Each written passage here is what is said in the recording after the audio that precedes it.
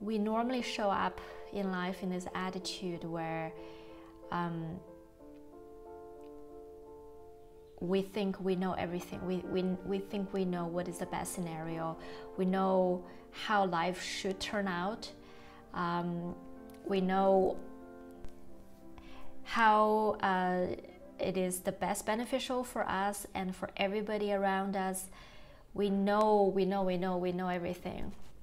So we set out in our mind already an ideal picture or where we're heading. And then constantly we live in this state and this attitude where things shouldn't be how it is, because there is a gap between what is and what is according to our expectations.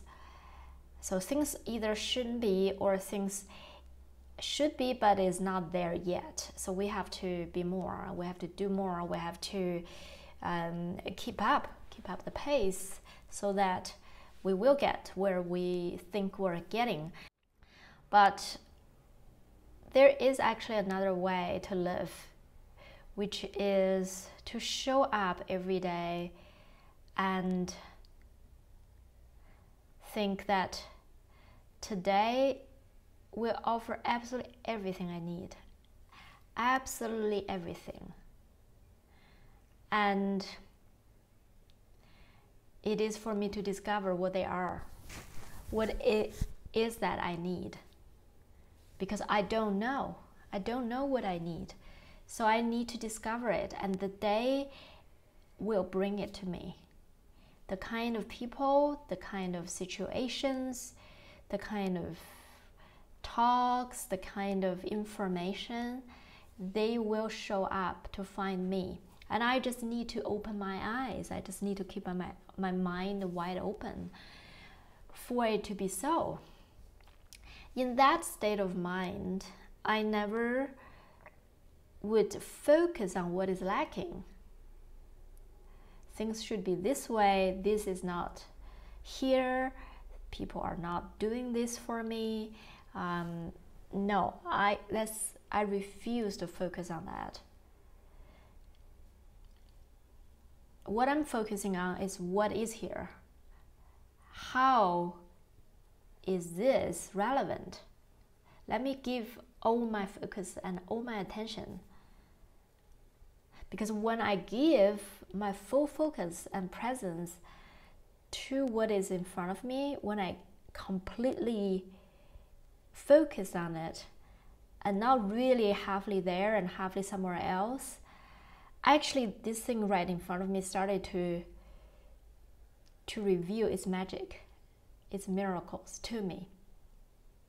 And I always feel it's not the thing in itself that's miraculous, but whenever I give my undivided attention and full presence to it, there is a miracle in it, and I always can claim it.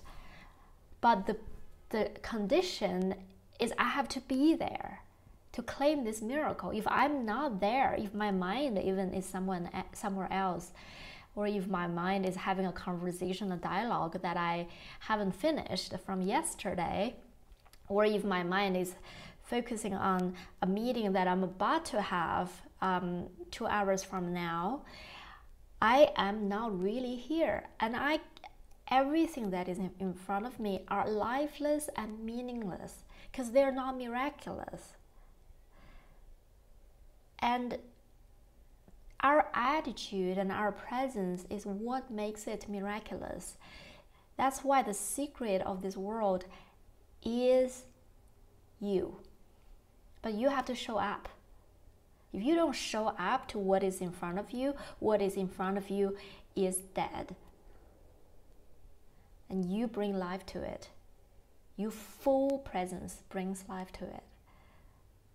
And you don't really know what it will reveal to you because you don't really know yourself. So in a way, you only see a reflection, but this reflection is there and it reflects something of you to you if you give yourself to it. And who are you except, what can you offer except this full presence? You know, with the situation right now with the lockdown, we don't seem to have a lot of varieties that life provides. Because for me and for a lot of people, one thing that is completely stripped away is traveling, is going out of the house. So, you know, one way to look at it is like everything seems to be extremely repetitive, not a lot of variety, and not a lot of excitement, not a lot of options. But I would say this is so amazing, because joy is not dependent on varieties in form. It never is. It's actually the varieties in form can only block that if you choose to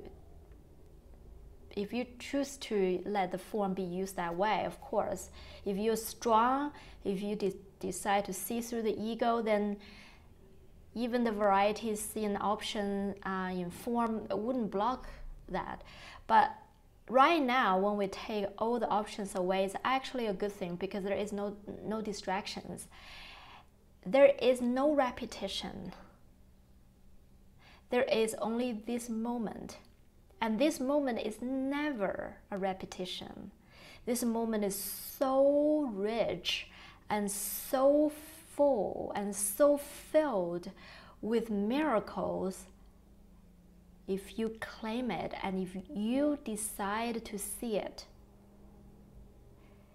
It is just filled with the Spirit. It's filled with miracles. It's no repetition, because there is no beginning and end.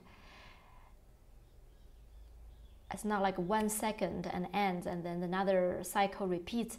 Only the ego mind that takes time very seriously and look at every day and break it up as if, you know, the daily activities and situations defines the day, defines the world, and eventually defines you, defines the kind of experience you will have, you know, defines your life.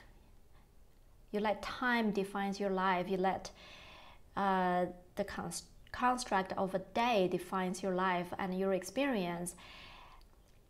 It is the trick of the ego.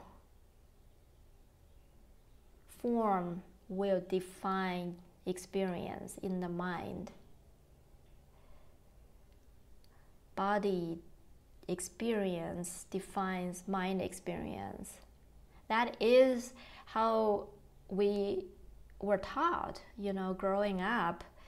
We were taught that you should pay attention to the food you eat, you should have medications. Why? Because when the body is a certain way, you feel better in the mind. And the body is a causative of the mind.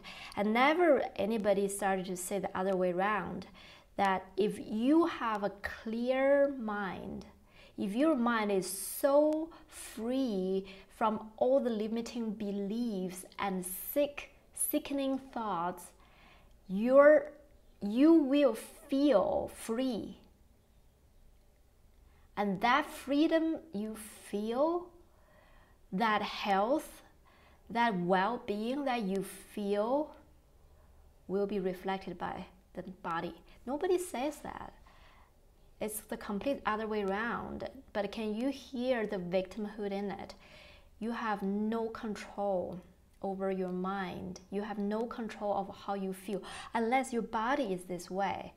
But we don't have control over our body, because we can try to eat well, we can try to take medicines, but one day it's still gonna get sick and die, and nobody knows why. Nobody knows how to eventually prevent it. So it's like a push something you don't want to face way into the future, but deep down you know you still have to face it, which is the belief that you have no control over your mind and experience. That is the central idea the ego wants us to believe. We have no control.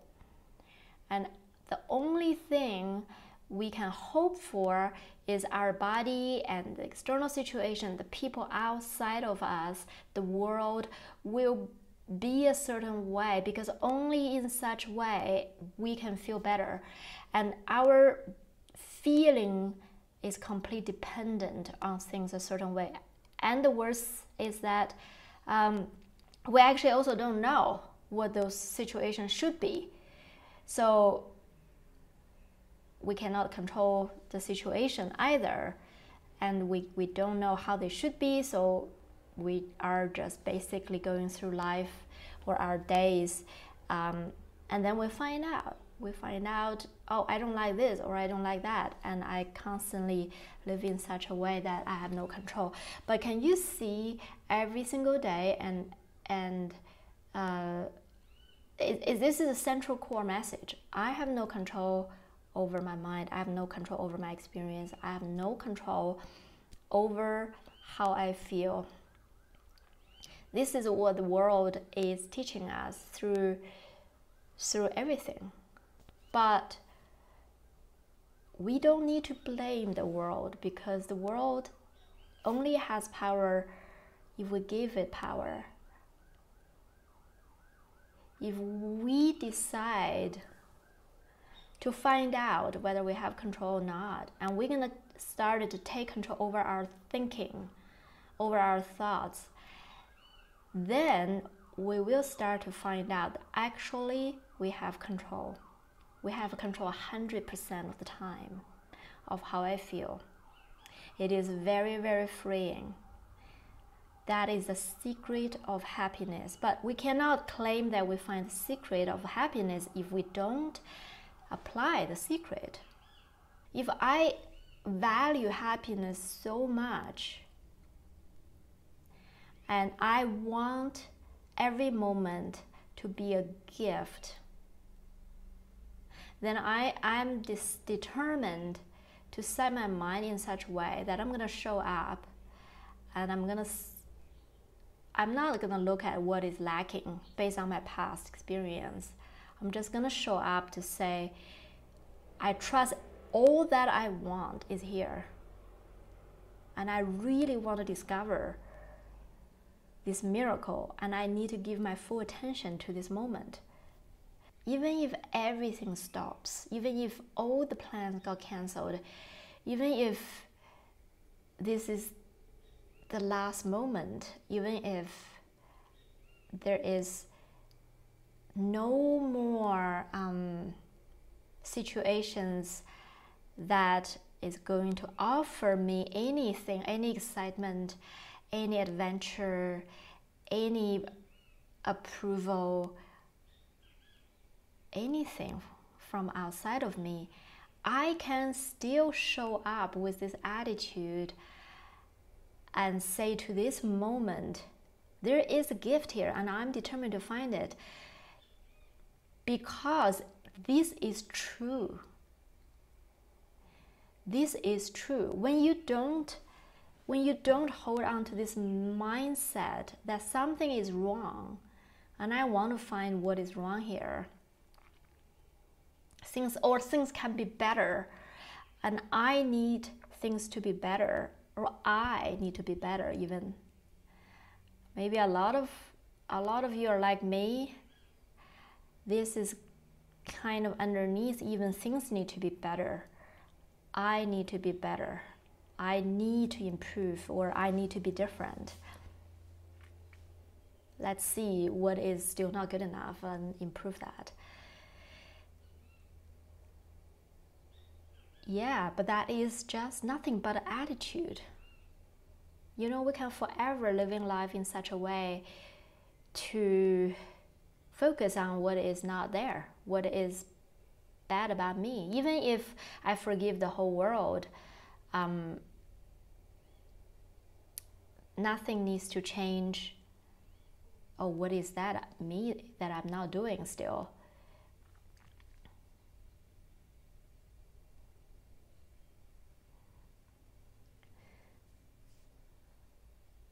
It's the same thoughts. It's not different. To think you need to be better and to think other people need to be better are the exact same thoughts. They're not even like one is better than the other. Self-attack. Oh, I'm so good, I don't attack other people, but I attack myself. They are the exact same. They're all attack upon God. They're all attack upon your true self. They're no different. They're all arrogance of who you are. You think you are different than God created you.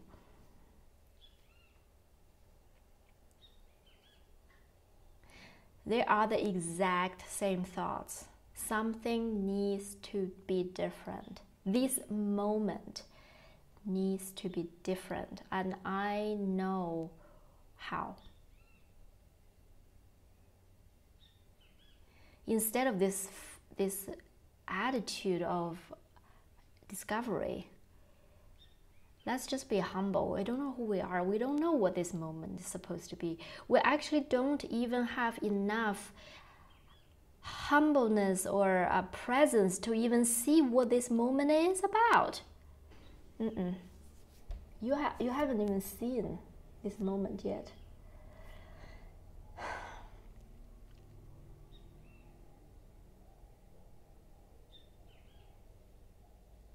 And you haven't even find out who you are yet.